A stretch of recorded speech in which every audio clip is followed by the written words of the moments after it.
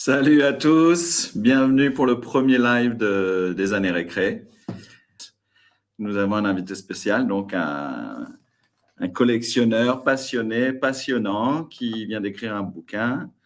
Donc je fais intervenir Sébastien Gérard, que certains d'entre vous connaissent. Le voici. Salut Seb, comment vas-tu? Ça va et toi? Ça va, un peu stressé? Premier live? Première fois en 10 ans que tout le monde voit ma tronche sur Internet. Il faut un début à tout et Voilà. au contraire, c'est sans doute le premier live d'une longue série. Tu vas voir, non. tu vas adorer l'exercice. Donc, ce que je vous propose maintenant, c'est peut-être Clémentine avec la musique. Vas-y, on voit la musique, voir ce que ça donne, là. Peut-être un peu plus fort encore. Attends. Clémentine, quand tu fermes les yeux, tu devines le merveilleux. Clémentine, prends-nous dans ta bulle bleue. Tant pis si c'est dangereux. Quand on a seulement 40 ans, souvent on voudrait bien être moins grand pour partir en avion en s'envolant d'un coup de vent. Tout là-bas vers l'horizon, on fait comme la petite Clémentine. On rêve de nuit de Chine, de nuit câline. Et tout va beaucoup mieux quand t'aimeras dans les bras. Le mal fuit, le mal s'en va. Clémentine vous a guidé. Tam tidou tidou tidou tidam tidam. Merci.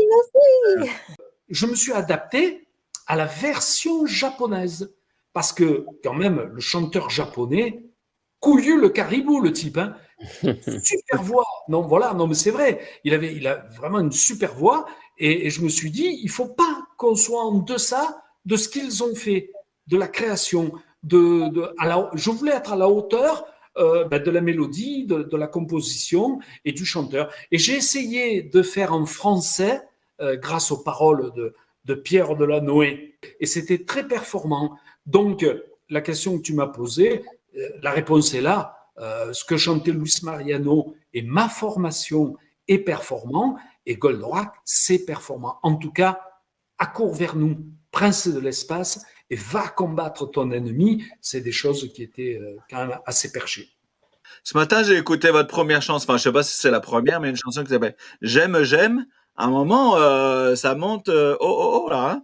Il y a le I de Mexico. Oh là. Oui, la folie. Oui, ça grimpe.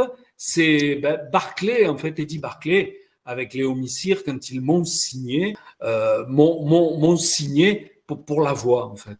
J'ai eu beaucoup de chance dans ma vie et dans tout mon parcours de chanteur d'avoir une voix facile qui m'a permis justement de chanter. Et Dis My Love, il y a un contrut à la fin, la dernière note, My Love, c'est un nut, ce qu'on appelle un contrut.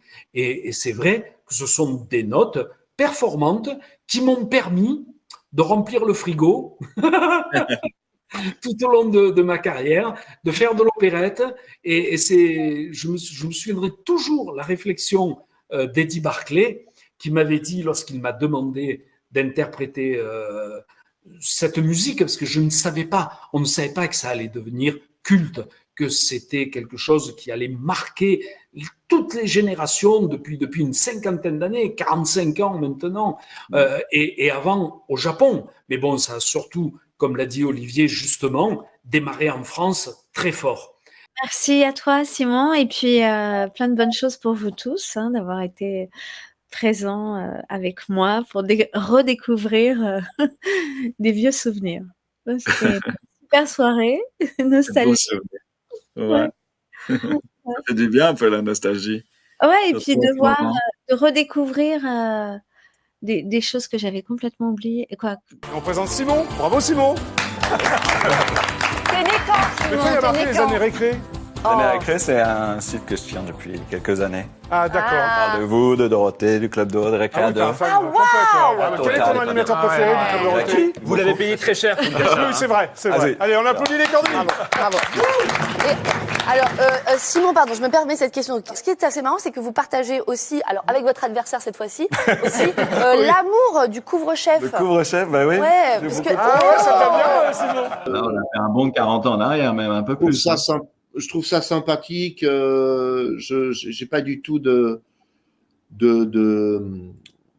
je regarde pas ça avec nostalgie ou quoi que ce soit. Je suis très content de replonger dans les souvenirs comme ça grâce à toi. Non, je trouve ça plutôt sympatoche. Puis de retrouver surtout les gens, c'est peut-être ça le plus fort, c'est de retrouver les gens que j'ai connus et que j'ai pas revus depuis fort longtemps. Ça, c'est Oui, ça super. Ça, c'est vachement bien. Bon Ouais. moment, c'est vraiment. Ouais. Et puis j'ai une anecdote là sur avec Cabu justement à Ajaccio. On a fait le direct et à la fin du direct, il y a un truc incroyable. Les enfants nous ont coursés. Je me souviens parce qu'ils voulaient. Enfin, on était débordés un peu ils demandaient des autographes, ils voulaient nous toucher, ils voulaient nous attraper dans tous les sens.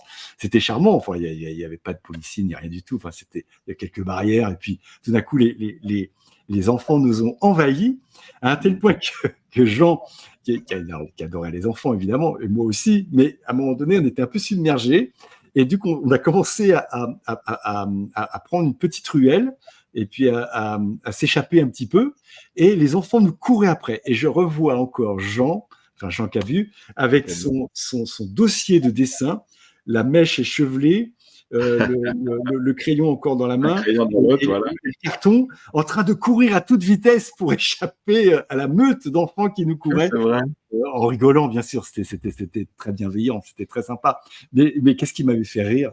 J'avoue que j'étais éclaté de rire. Là, il m'avait vraiment fait rire. Et il courait comme ça avec son sac, ses cartons, ses dessins qui dépassaient du carton. Enfin, c'était très rigolo. On imagine, quand tu racontes, on imagine une caricature de Cabu en train de courir. Ouais, et on s'était cachés dans une petite ruelle, voilà, et les enfants sont passés, puis on les a fait coucou à la fin par derrière, et en fait ils sont revenus sur nous. Enfin, bah oui, forcément.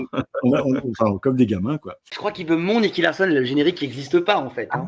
Ah, tu vois, tu vas faire Nicky, oh Nicky, nanana, tu poursuis, héros nerf d'acier.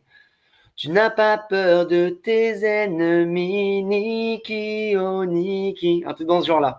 Ça faisait le refrain. Il y avait le couplet et tout, hein, mais je me rappelle pas bien du texte. Je sais pas si je peux le retrouver. Voilà. Oh là là là là, mais là tu balances du lourd. Quand son frère rentre d'Algérie et que mon père a commencé à écrire des chansons, Jean-Pierre, son frère, lui dit écoute, moi je sais pas quoi en penser, j'y connais rien en chanson, mais on n'a qu'à aller demander l'avis d'un professionnel. Et le professionnel en question, c'était Brassens. Donc ils sont allés taper à la loge de Brassens à Bobino, et mon père a joué ces 3-4 chansons. Et Brassens lui a dit écoutez, c'est pas mal, il faut continuer, mais qu'est-ce que vous voulez en faire de ces chansons? Vous voulez en faire un disque? Et là, mon père aurait répondu oh non, maman voudra pas. Voilà, il était vraiment très jeune en fait. Il était très jeune, très timide, et voilà, il faisait des chansons, mais il savait pas du tout pourquoi il faisait des chansons, quoi. C'était vraiment le tout début. Premier enregistrement de chansons, et puis mais comme je disais, en fait je l'ai fait qu'une fois en studio, et je n'ai jamais chanté sur le plateau de Récré 2. Tu veux l'entendre? Ah oui, avec plaisir. Moi je t'écoute. Allez. On se promène dans les bois, on s'amuse comme des rois, c'est le pays de la joie. On se fait jamais de soucis, chaque jour c'est mercredi. Ici on est tous amis, venez avec nous vous amuser. Jamais vous ne le regretterez. Au pays des amis, pays des quatre amis. Les arbres sont nos fauteuils, on s'allonge sur les feuilles en regardant les écureuils. Papadapara. Enfin, je sais plus, je sais pas.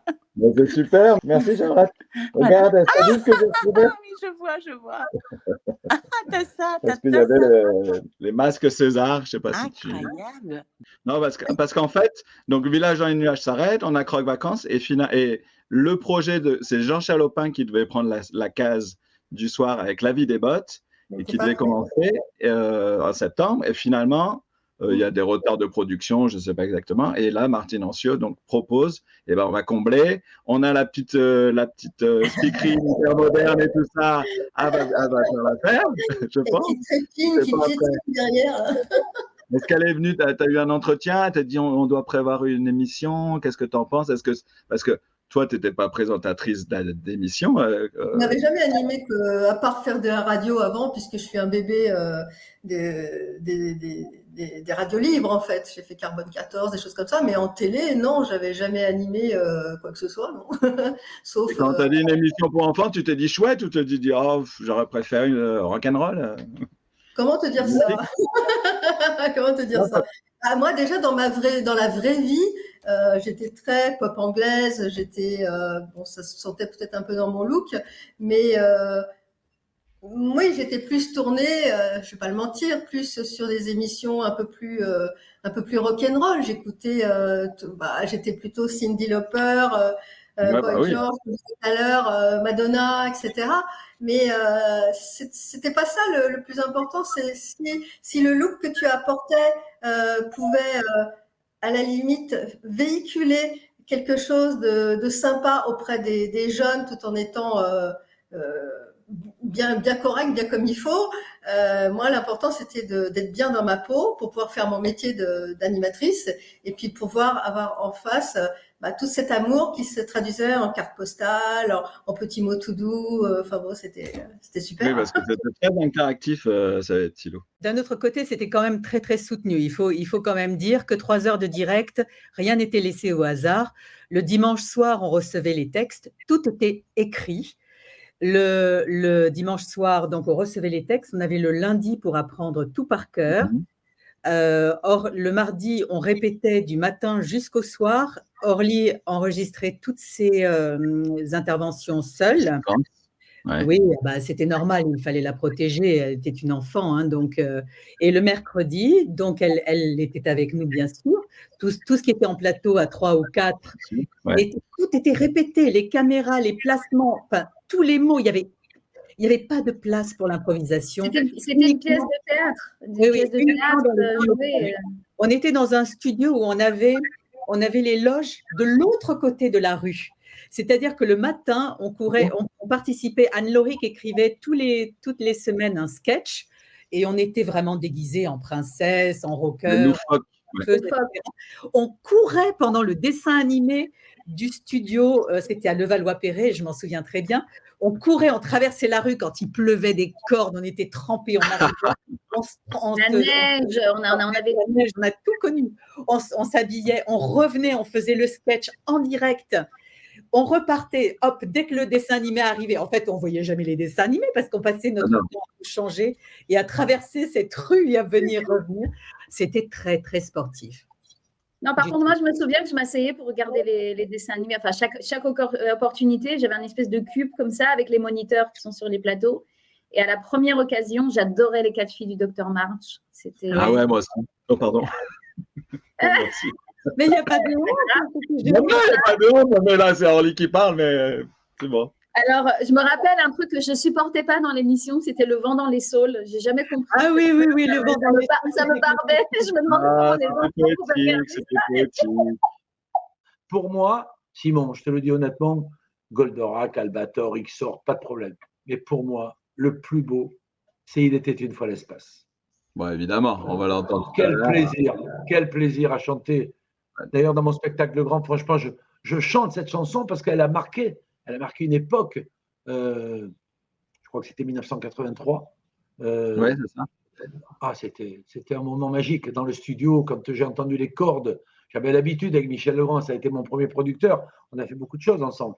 Mais là, quand il il a écrit les chords de Il était une fois l'espace. Je me suis dit, ah, là, je chante un très, très beau générique. Je faisais de la pub aussi, je chantais beaucoup de publicité. Donc, ma voix, j'ai fait de la pub pendant des années. Franchement, j'ai chanté des tas de produits en soliste ou en choriste. Et c'était un peu ma vie, quoi. Disons, j'avais des galas, mais c'était quelque chose qui me rapportait pas mal d'argent. Et on m'appelait. Donc voilà, j'ai chanté des trucs. Un jour, par exemple, c'est un mec de RTL qui m'a appelé en me disant, il y a Philippe Châtel, le compositeur, qui cherche une voix. On a pensé à toi. Est-ce que tu veux faire Pastis 51? J'ai dit. Il fallait que à l'époque, tu pouvais chanter. Tu pouvais chanter de l'alcool, tu pouvais chanter des cigarettes et tout ça. Oui. Et je suis arrivé là, avec mon accent du Sud, toujours. Et j'ai chanté Pastis 51. Après, j'ai chanté Cronenbourg. J'ai fait des musiques pour des parfums.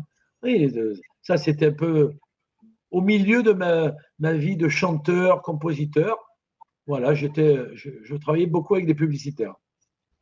Et il y a quelqu'un qui demande, est-ce que c'est Pastis 51 comme un poisson dans l'eau? Oui. Je suis heureux comme un 5 ans. Regarde, 1900, je ne sais plus combien. Je suis heureux comme un 51 dans l'eau. Je suis heureux comme un 51. Après, j'ai appris que c'était Philippe Châtel qui a fait Émilie Joly, quoi. Émilie Joly, bah oui. Et il m'a fait faire un truc super. Simon, un scoop pour ton émission. Ah oui, on veut des scoops. Est-ce que tu as écouté ça? Est-ce que tu as écouté? Oh, je ne vais pas me rappeler de la mélodie, pourtant. C'est un tube énorme. Attends, c'est un tube énorme dans la pub. Si je te dis les pruneaux d'Agen. Ah bah oui, manger des pruneaux. Ah non, mince. Ah bah oui. Comment c'est la mélodie? Non, mais attends, je ne me rappelle plus. Quelqu'un va me le chanter. Ah là là. Comment? Ah oui, pour bien secouer les pruneaux. Eh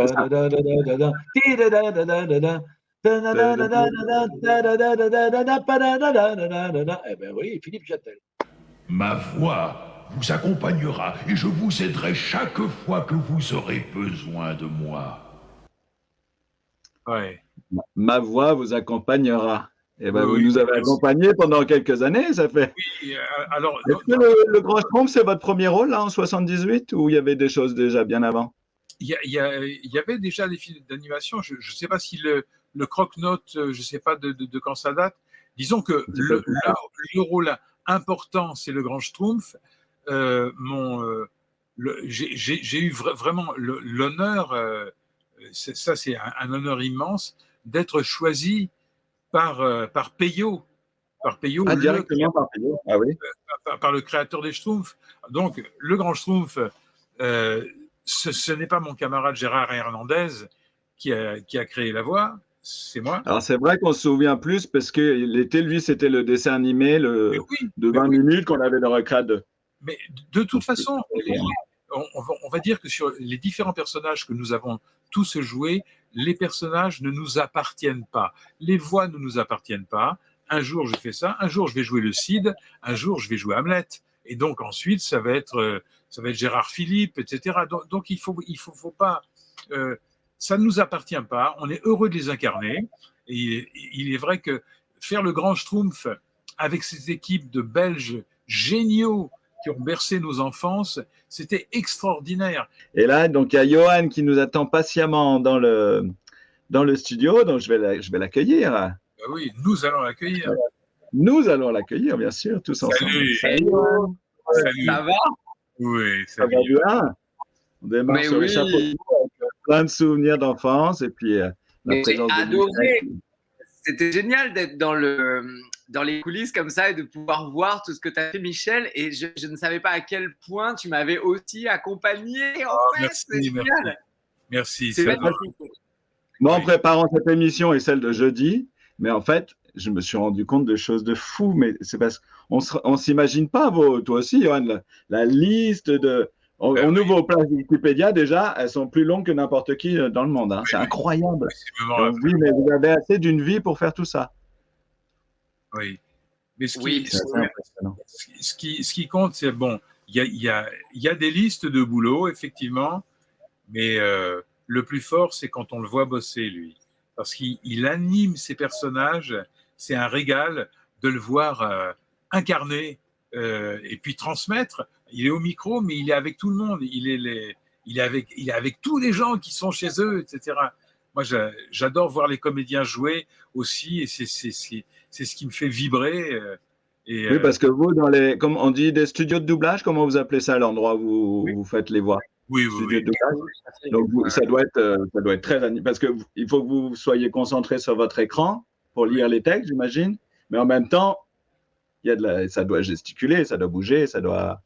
Comment ça se passe? Pour les lire, c'est pour les vivre.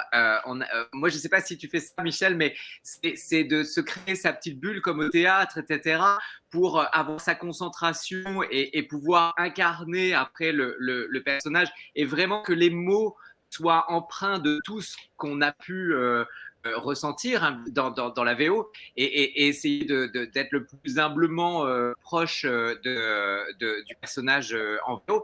Et c'est cette petite bulle qu'on crée. Effectivement, ça bouge beaucoup. Il y a des regards, il y a des gens qui pouvaient assister à une certaine époque. Pendant longtemps, on avait les gens qui vous regardaient pour apprendre, etc.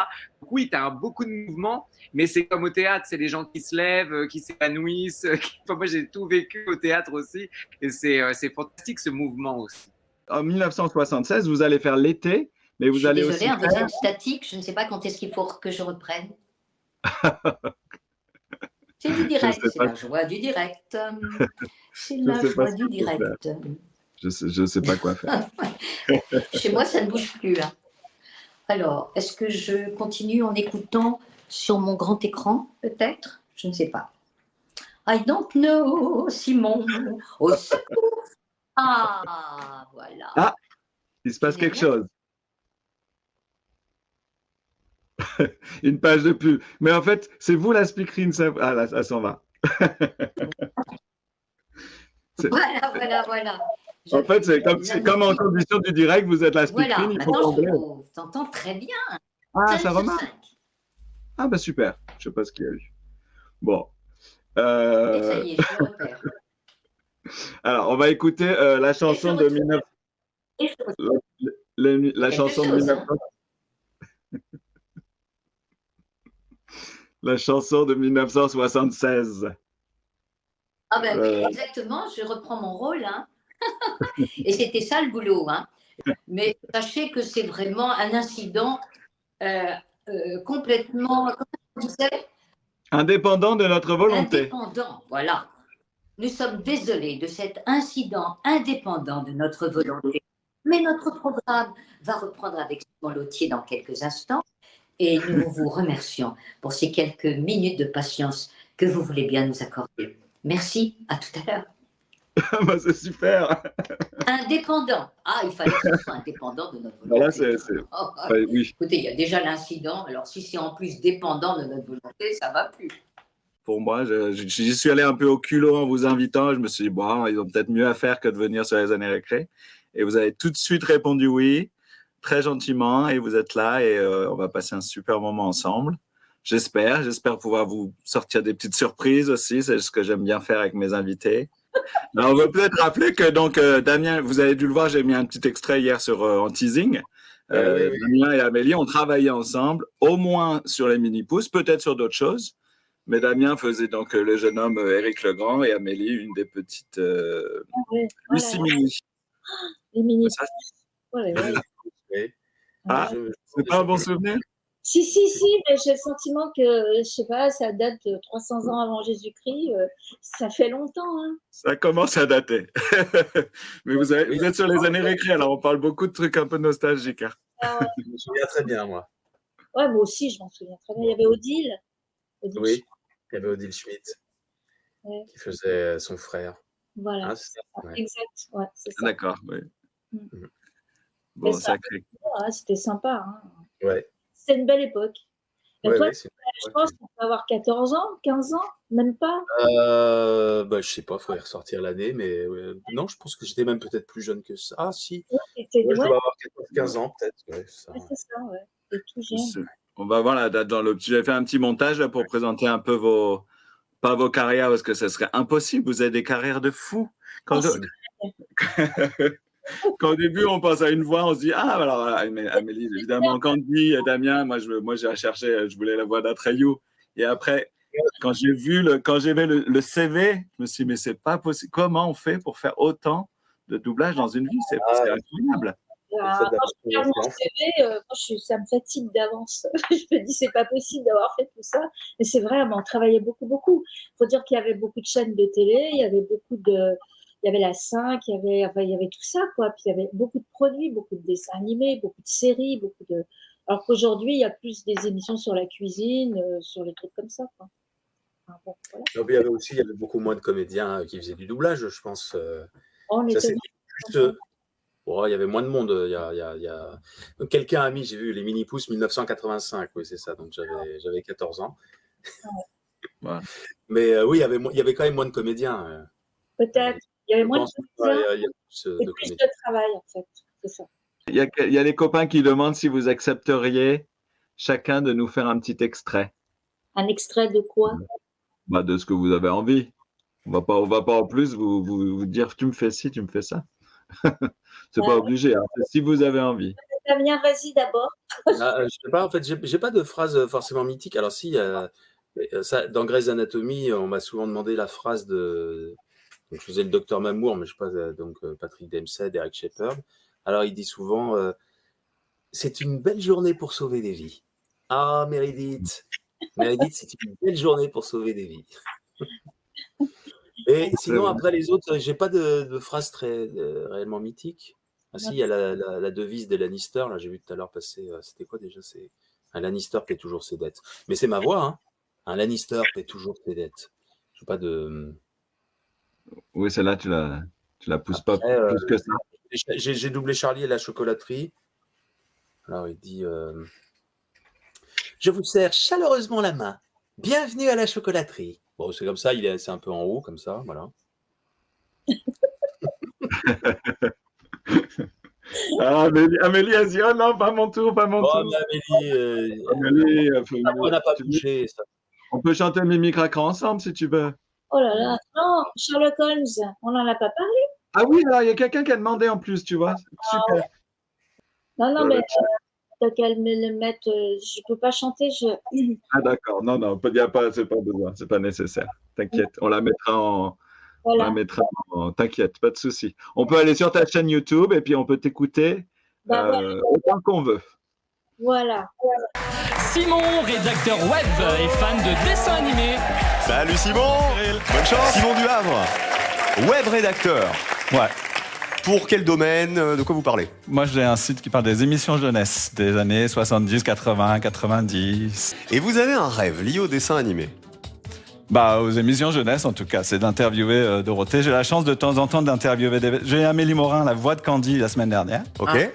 Et puis Dorothée, ce serait approchez de Dorothée pour quelqu'un qui aime les émissions jeunesse de ces années-là, bien sûr. J'ai son 06 si vous voulez. Je crois que c'est un 07 d'ailleurs.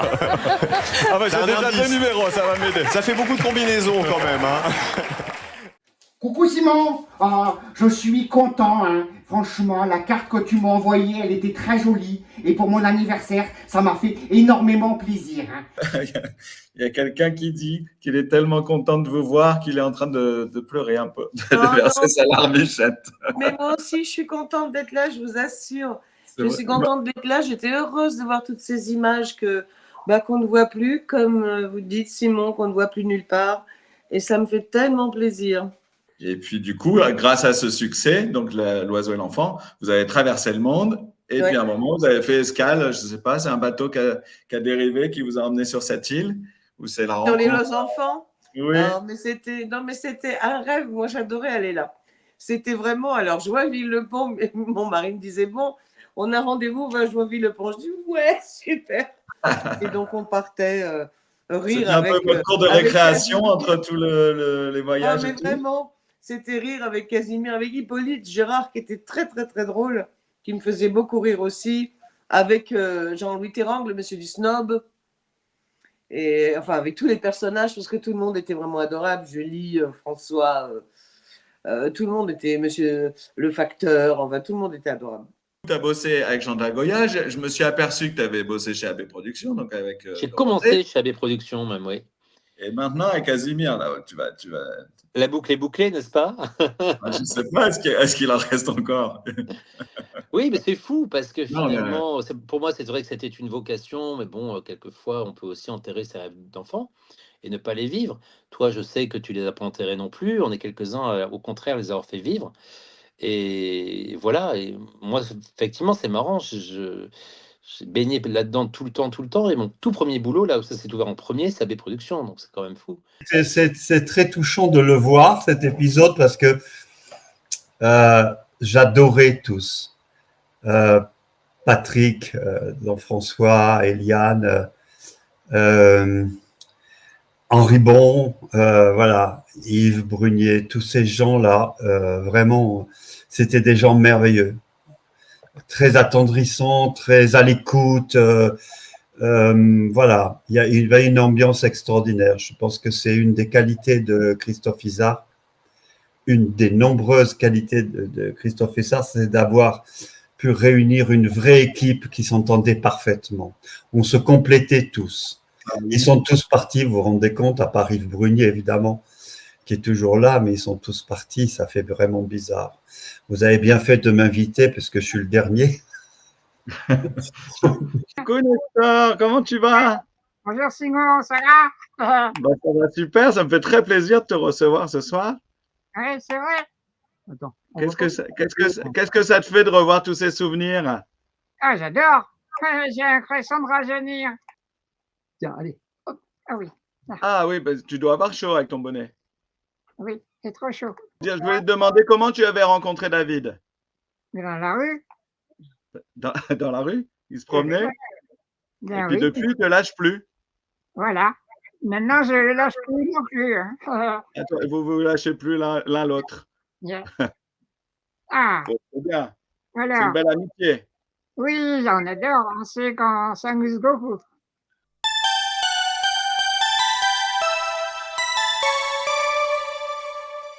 À très bientôt, les copains. À bientôt.